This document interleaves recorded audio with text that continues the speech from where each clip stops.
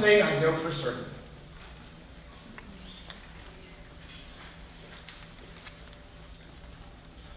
They don't make them like Craig Newberger anymore. What an inspiration on every level. So please join me in welcoming Joe Rozek, class of 1760, to the podium to speak for the incomparable Craig Newberger, class of 1760, in honor of Craig's 35 years of outstanding service to Germantown Academy. Joe.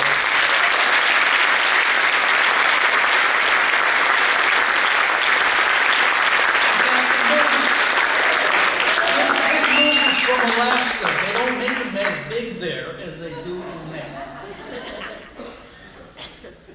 Well, Mr. Newey, it's time to sing Rudy Toot Toot for the moon. You're the biggest star I've ever seen. There's nowhere to go if not here. So hang your hat on your nose. Don't hide in your clothes. Kiss a moose and begin to begin. I will begin by extending an enthusiastic thank you to Trudy Phillips. A lot of this here right now, Trudy, thank you, is because of you. Just short of 40 years ago, Trudy attended an environmental educators conference in Rhode Island. At that conference, she happened to attend a presentation on songs about the environment led by a Mr. Craig Newberger. Although Craig didn't notice that Trudy was sitting next to him at that session, he did wind up dancing with her at a contra dance that night. That fond memory stuck. And 2 years later, the two happened to meet again at another contra dance in Philadelphia this time, their home ground. This time, Craig, smitten, did not waste any time. He got her phone number, visited her the next day, and helped herself a whale watching trip to Cape Cod, where he just happened to be working as a naturalist on a whale watching boat. Next thing you know, Trudy persuaded him to move back to the Philadelphia area rather than look for a job in Rhode Island to replace the physically demanding job he was leaving in Truro, Mass. G.A. was looking for a lower school science teacher at that time. And Charlie, okay, I got lost here. Trudy urged him to look into this job. The interviewing trio of Bud Cast, Jack Pickering, and Charlie Muir recognized a diamond in the rough and hired him on the spot even though he lacked any experience in the classroom. Trudy brought him back. G.A. helped to reel him in, back to his home where he grew up. Trudy, you not only found a gem of a man for yourself, but also a moose of an educator, a terrific teacher, and colleague for all of us. Who is this man that has developed a thriving, robust science curriculum in the lower school? There is a lot to say about this very heralded educator. Too much to say right here. So, I would like to describe him through a montage of characters, personalities who personify his traits. A picture is worth 1,000 words, right? I will begin with a caricature upon which I can pin these images. Craig is a terrific storyteller. Ted Gilman, an environmental educator from Connecticut, vividly remembers Craig holding a single candle burning in the darkened fish house, telling the story of how the world got day and night and stars, with a hummingbird poking holes in the blanket of the night sky. If you haven't heard Craig telling the story, you have to. Great story, just before a night hike of discoveries, tour of the stars, or a quest for bioluminescence. My favorite Craig story is Wicked John and the Devil. with its dramatic, fiery end and myth to explain how Swamp Light, or Will-o'-the-Wisp, came to be. Because Craig is such a terrific storyteller, I chose his caricature from a story written by Washington Irving. Now, characters play on physical characteristics and are not usually complimentary. They require humility from the person the caricature is on. Well, what physical traits of Craig can we exploit? He's tall, lanky, a schoolmaster who likes to sing and dance, and has an inimitable bounce to his gait. I see that character. It's been embedded in my mind ever since I met Craig in 1985. The story takes place in the streets of Sleepy Hollow. The character, and it was portrayed as a cartoon, feature cartoon by Walt Disney, and crooned and spoken by Bing Crosby. It takes place in the streets of Sleepy Hollow. That character could only be Ichabod. Ichabod Crane. Can you see him walking down the street, dancing and courting Katrina? Some of you might be able to. If you were a child in the 50s or 60s, you might be able to see that. However, I am only looking at the cartoon caricature, not the character. That character was envious, selfish, and greedy. Craig is none of those. If you grew up in the 50s and 60s, you might be able to envision that. The first face I see hanging from this caricature embodies the core of Craig's personality. It's Mr. Rogers, a man of compassion, empathy, and inclusiveness. Sherry Chadwin describes Craig as a bright, compassionate, kind man, a man of integrity, truth, and honor. He continues to impress as a man who lives as he believes, leads by example, and champions the healthy relationship between environment and humankind, human to human. As for inclusiveness, Dan Chabot, class of 2010 rather, benefited from that trait on one of Craig's trips to Costa Rica. An excursion on horseback is one adventure Craig arranges on those trips. However, Dan is highly allergic to horses, and rather than have Dan sit out that experience, as was expected, Craig changed the activity and the group set out on a different adventure, one in which everyone participated. Next, we see Craig as an instrument-armed, hammer, dulcimer, banjo, guitar, piano, song-singing, peace-loving Pete Seeger. Ted Gilman sees Craig as a Pied Piper, and he truly is. Then follows the face of Bill Nye, the science guy, the TV guru of science education. Craig's accomplishments in teaching science to inquisitive lower school students, his favorite audience, is extensive. McKenna Miller, class of 2025, sums it up simply. Mr. Newberger made me like science. He's easygoing and funny. I learned so much from him because he either lets us experience science for ourselves or he showed us how things worked. After attending one of Craig's classes, Jack Pickering, former assistant head of school, observed that Craig could make watching grass grow look interesting. That's good. One thing you should know though, when Craig was in school himself, he hated science. Go figure. I guess to make up for that, he sought to make science enjoyable and available to everyone. Craig is our own David Attenborough.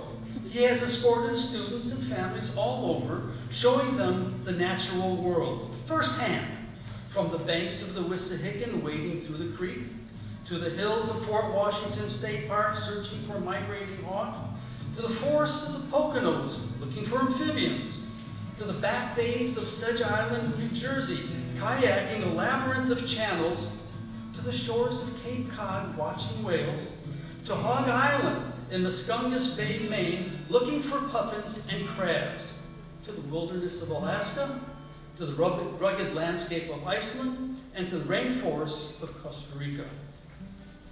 You don't have to go far to tag on an image of Greta Thunberg. Craig is passionate in preserving the natural world. Here's an example of his perseverance. In 1990, while GA was in the final steps of finishing a development project on campus, an alarmed Ralph Allen, upper school English teacher, went to Craig, asking him if he knew about the plans to level a section of woods and move Sisters Fields up to higher ground, drier ground, adding that he heard it was too late to do anything about it. The bulldozers were coming next week. That was the first Craig heard about it. He came to me. I knew nothing about it. He went to Tom Taft, who described it as a done deal. These woods were a sacred part of Craig's classroom. Don't miss. They had the tallest trees on GA's campus, all being irreplaceable. Craig went to the faculty explaining his concern, and letters were written. He even personally took board of trustee members on a field trip to those woods to show them firsthand what was at stake.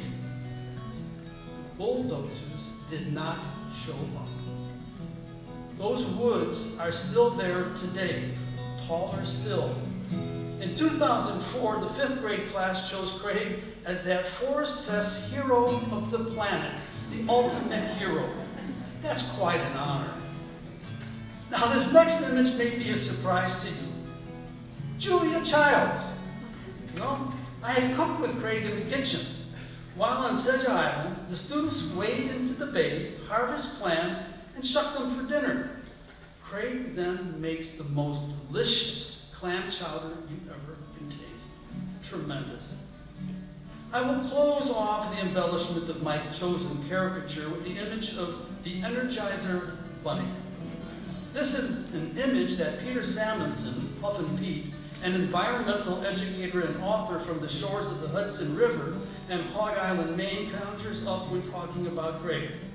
Paula Mandel, parent of two GA graduates, calls him the Energizer teacher. Actually, I'm not finished in adding faces to Ichabod Craig's caricature. I looked for an appropriate image that would represent his inspiration. That was a challenge. I came up with only one image that would do justice to what I want to convey. And that image is Craig himself. He has inspired many. Ron Smith, a teacher from Haddonfield, New Jersey, and an instructor at the Audubon camp in Hog Island, Maine, tells me, Craig and Trudy are why I stayed in education. Their kindness, patience, leadership, wisdom, creativity inspired me to follow their lead in education, in embracing nature, and in seeing the big picture in life. Lisa Martin, who left the upper school to teach alongside Craig in 2006, says, Craig is surely a fellow science teacher to emulate. But his lower school assembly performances have had the greatest impact on me.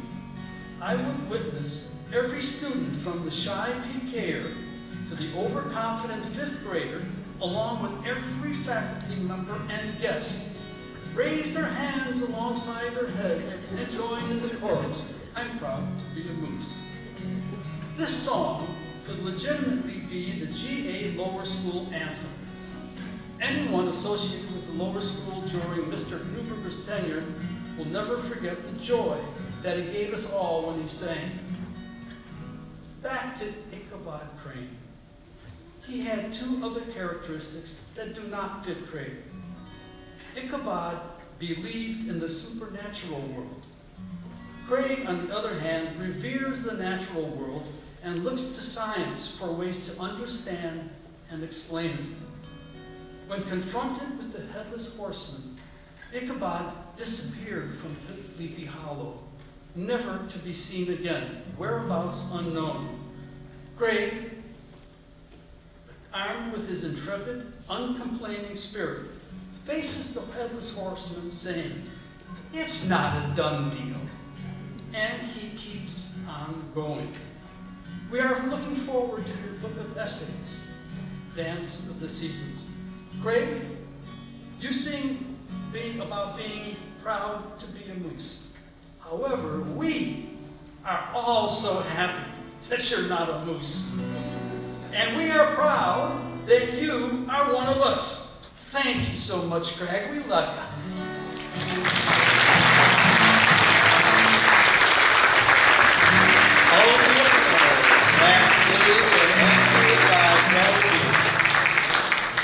Patiently, I want to remain the same.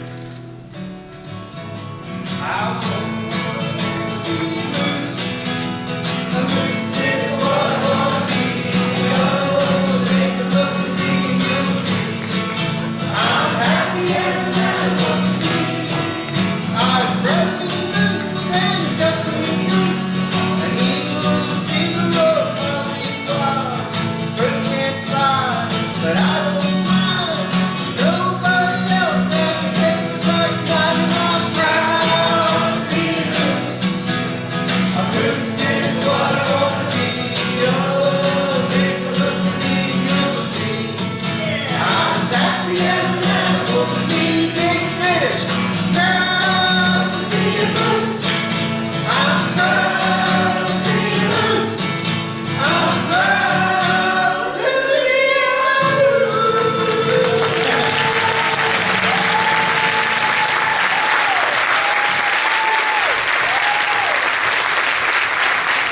Please give it up for Joe Rozak and Matt Newberger on guitar.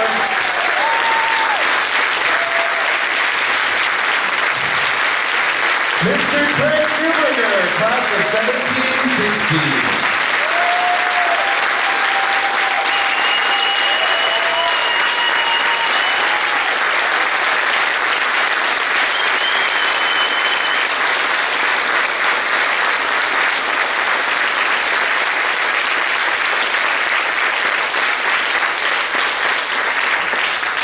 Thank you so much, Joe, for your kind words, and thank you, Matt, for your great music.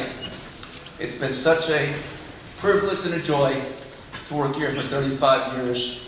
Thank you, one and all.